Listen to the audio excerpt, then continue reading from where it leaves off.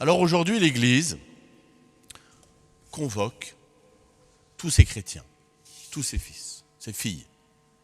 C'est bien ça le sens de l'Église. Elle nous rassemble tous. Et elle nous dit, aujourd'hui, nous allons tous prier pour nos défunts. Quelle est cette prière? Quel est le sens de cette prière pour nos défunts?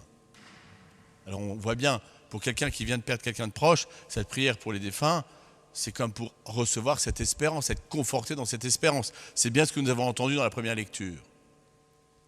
Et pour les autres, pour ceux qui viennent, comme dans ce très beau sanctuaire où, depuis maintenant plus d'un siècle, des gens viennent confier leurs défunts, viennent confier ceux qu'ils ont aimés, connus ou inconnus, et puis toutes ces âmes que nous ne connaissons pas.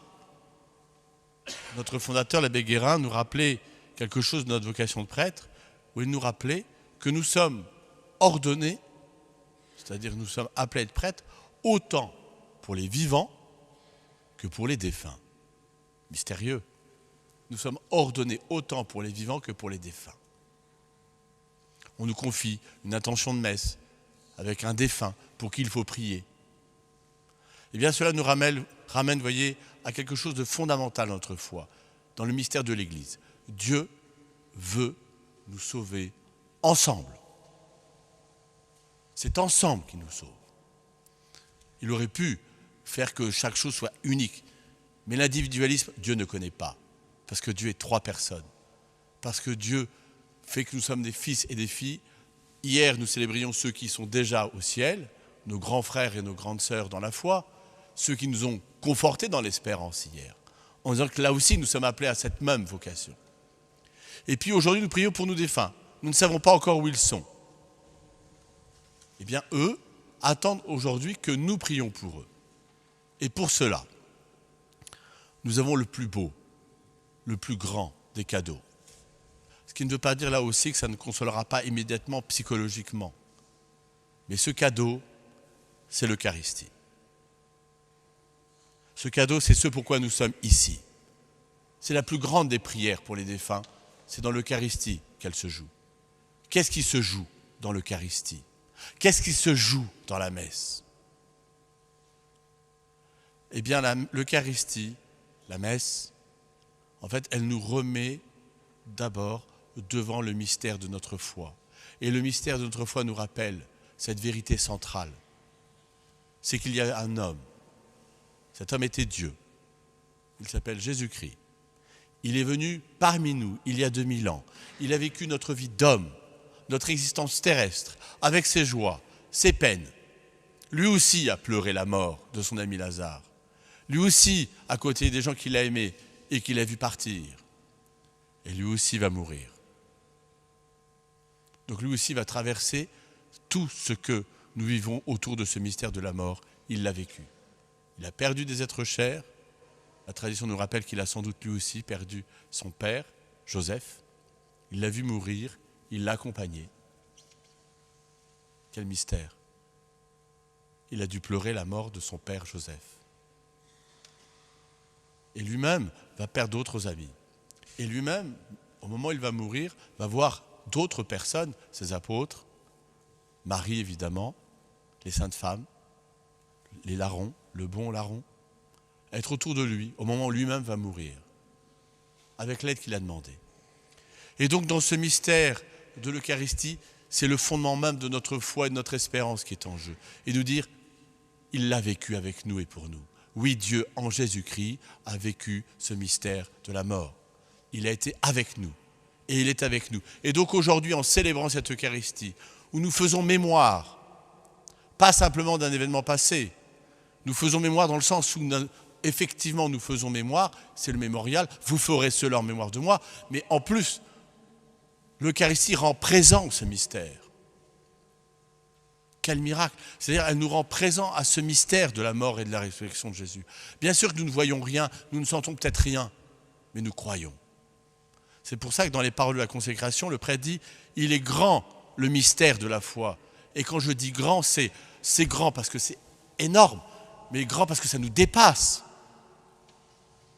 Alors ensemble, nous allons dire « Nous proclamons ta mort, Seigneur Jésus ». C'est fort comme expression, nous proclamons.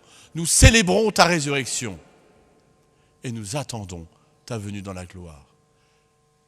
Et comme des enfants mendiants, devant un tel mystère de l'Eucharistie, qu'est-ce qui nous est donné?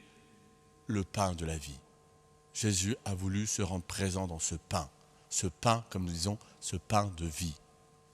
Et quand nous le recevons, ce pain de vie, puisqu'il est Jésus lui-même, c'est la consolation. Et là encore, j'insiste là-dessus, dans ce paradoxe, cela ne va pas forcément ôter nos larmes, nos doutes, nos questions. Mais petit à petit, jour après jour, année après année, nous croyons que cette Eucharistie fait son œuvre en nous, nous apporte ces germes de l'éternité, pour nous et pour ceux que nous aimons. Ces âmes du purgatoire. Alors, on va dire, quel est le lien entre le fait que moi je communie aujourd'hui, le fait que j'assiste à cette Eucharistie, que je prie dans cette Eucharistie, et ces âmes pour qui je prie? Eh bien, c'est ce que je redisais tout à l'heure, c'est que nous ne sommes jamais seuls dans l'Eucharistie, nous ne sommes jamais seuls dans l'Église. Il y a un lien, une communion. Et donc oui, lorsque je fais quelque chose de bien, oui, lorsque je communie, oui, lorsque je prie pour une âme, je crois que dans la communion des saints, je participe à cette œuvre de rédemption. Lorsque Jésus est mort pour nous et pour la multitude, il n'a pas voulu le faire sans nous. Et le sans nous, c'est sans moi personnellement, sans l'autre. Et donc, là où je prie pour une âme qui a eu sa part de faiblesse, sa part de péché, c'est bien pour ça que je prie. Alors évidemment, je ne le sais pas. Eh bien, je viens avec Jésus, avec l'Église, participer à cette œuvre. C'est extraordinaire. Et donc oui, nous chrétiens, nous sommes un peuple, où nous sommes le peuple de l'espérance, le peuple de la foi, le peuple de la charité. Et si nous venons célébrer cette Eucharistie, c'est parce que nous avons besoin de ce pain de vie. Nous avons besoin de cette force, nous avons besoin de cette consolation pour nous et pour les autres. Et devant ce mystère des défunts, vous voyez, je vous disais tout à l'heure, Jésus nous invite à être en tenue de service. Eh bien, pour certains, être en tenue de service va consister effectivement à prier pour les âmes des défunts. Pour d'autres, être en tenue de service, ça va être de faire son œuvre. Et peut-être que vous pensez à des gens qui viennent de perdre un être cher, et être en tenue de service aujourd'hui, c'est d'être auprès d'eux. Peut-être d'appeler quelqu'un que vous connaissez qui a perdu un être cher il y a quelque temps. Parce que vous voyez, la prière, ce n'est pas juste quelque chose entre Dieu et moi, mais la prière doit nous mettre en mouvement, en action.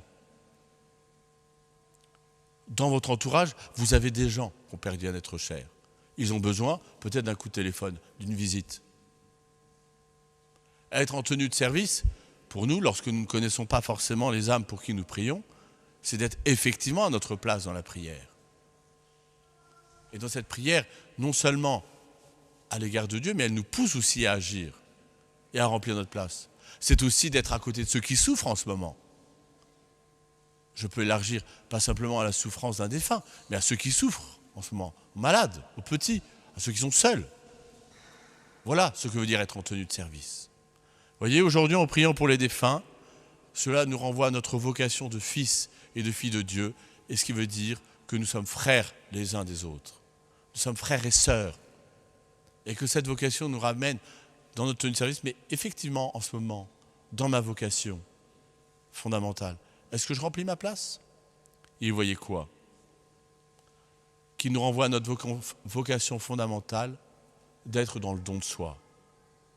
Et si nous prions aujourd'hui pour des défunts qui ont besoin de notre prière, c'est qu'ils n'ont pas été pleinement dans le don de soi.